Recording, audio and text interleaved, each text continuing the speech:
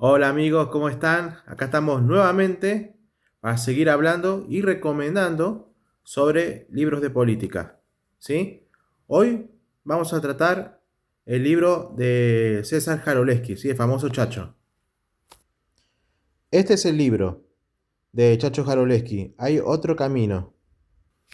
El libro, la verdad, que es muy llamativo porque acá Chacho cuenta un poco de su historia política, ¿sí? Cómo él empezó, que vivía en Entre Ríos, y dice que que él venía de una familia judía.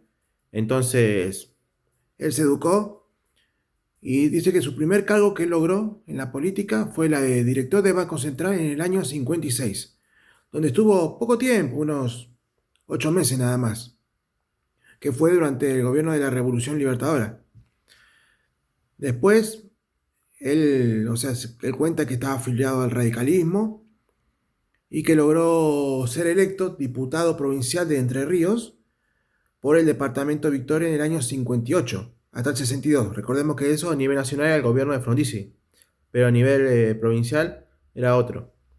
Entonces, él cuenta que él estaba como opositor porque creo que el gobernador, no me acuerdo muy bien, era de la Unión Cívica Radical Intransigente y él era la del pueblo.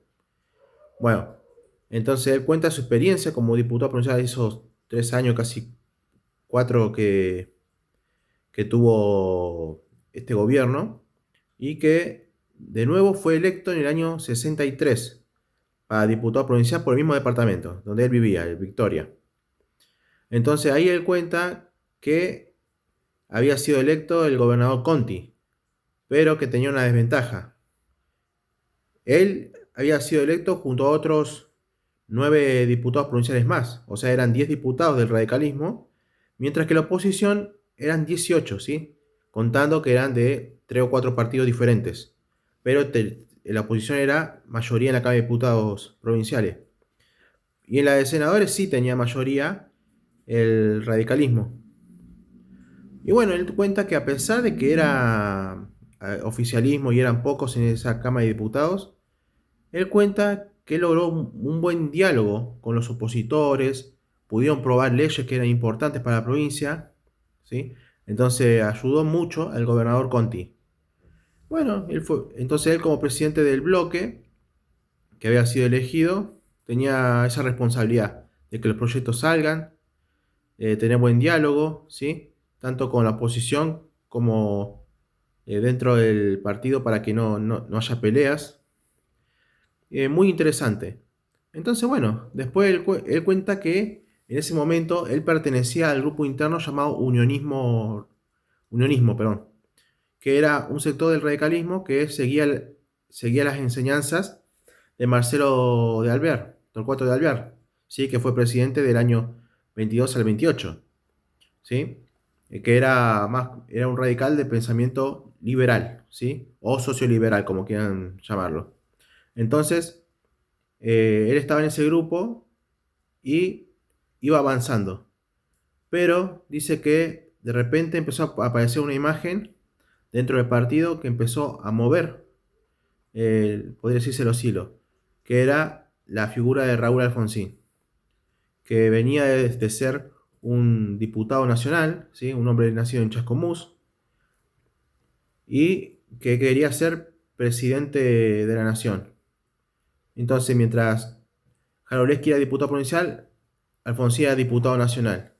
Bueno, Alfonsín tenía un discurso diferente a lo que Jarolesky venía en el unionismo.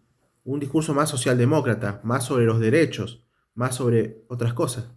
Entonces, le gustó, lo conoció, y cuando se formó el Movimiento de Renovación y Cambio, él fue uno de los miembros fundadores. Entonces, bueno, él se pasó al alfonsinismo. Y a partir de ahí fue fiel. Bueno, pasó los años 70. Recordemos que Alfonsín fue una interna en el 73 contra Balbín, perdón, 72. Y que perdió, que Balbín le ganó, que fue en la fórmula con Eduardo Gamón. Que Eduardo Gamón había sido presidente del partido acá en Córdoba. Bien, entonces en ese caso no se pudo dar nada. Y ya para el año 83, Jaroleski se lanzaba como candidato a diputado nacional, que tuvo que hacer unos arreglos ahí con otros dos dirigentes que también querían ser diputados, pero uno acordó y dijo, bueno, Jaroleski lo convenció para que vaya de candidato a gobernador, él iba para diputado y el otro iba para candidato a senador nacional. Terminaron acordando, Jaroleski fue electo, el Chacho fue electo y llegó el momento donde estaban acordando quiénes iban a ser los presidentes de los bloques, tanto en el Senado como en la de diputados, quién iban a ser los ministros. Bueno, entonces dice que en un comienzo a Chacho le habían ofrecido ser ministro de Defensa. Él lo cuenta bien y él dice que no, que él lo rechaza porque no se veía ahí, y menos siendo judío. Y le dicen, ¿qué tiene que ver? Y él no, o sea, no lo acepta. Entonces, quiero leerle esa parte, ¿sí? Donde, perdón, acá. Entonces después, él dice que él quería ser presidente del bloque radical en la Cámara de Diputados. Entonces dice que había tres para pensar. Pugliese, ¿sí? Pugliese padre, estaba Rabanal y estaba él, Jaroleski. Bien, Chacho dice que opinaba de que tenía que ser sí o sí un alfonsinista el que dirigiera el bloque. Y muchos estaban de acuerdo, pero le llamó la atención cuando Alfonsín iba a llamar a Rabanal, ¿sí? Rabanal era de otro grupo interno. Entonces, dice que va hacia Alfonsín y le cuenta, le dice, no puedes ser Rabanal, tiene que ser un alfonsista. Dice, y yo ya había acumulado experiencia como diputado provincial. Entonces, fue a contarle a Alfonsín y Alfonsín le dijo, ¿y usted se siente capaz? Preguntó sin anestesia. Sí, le contesté. Acepté exactamente por eso, porque me sentía capaz. En la provincia había acumulado conocimiento y experiencia legislativa. Entonces las cosas se distribuyeron de la manera siguiente. Pugliese, el viejo maestro, fue elegido presidente de la Cámara de Diputados. Rabanal, presidente de la Comisión de Presupuesto y Hacienda, y el Chacho como presidente del bloque. O sea, logró lo que quería, ser el presidente del bloque. Bien. Después, Chacho más adelante en su libro cuenta de cómo había sido la elección al presidente y admite que hubieron muchos peronistas que votaron al radicalismo en ese momento, ¿sí? Entonces él dice, era verdad, una parte masiva del electorado no reconocía más sus banderas del PJ, se sentían guachos, abandonados y traicionados. Esto abría una perspectiva interesante para el país. Podía iniciarse una etapa en la cual las antinomias no fueran las que organizaban la política. Había sido posible, pero no lo fue. Había un dato nuevo, los peronistas habían negado su voto a los dirigentes del PJ, pero no había una lectura nueva de ese dato. Entonces, bueno, cuenta de que hubieron muchos recortes de boleta, ¿sí?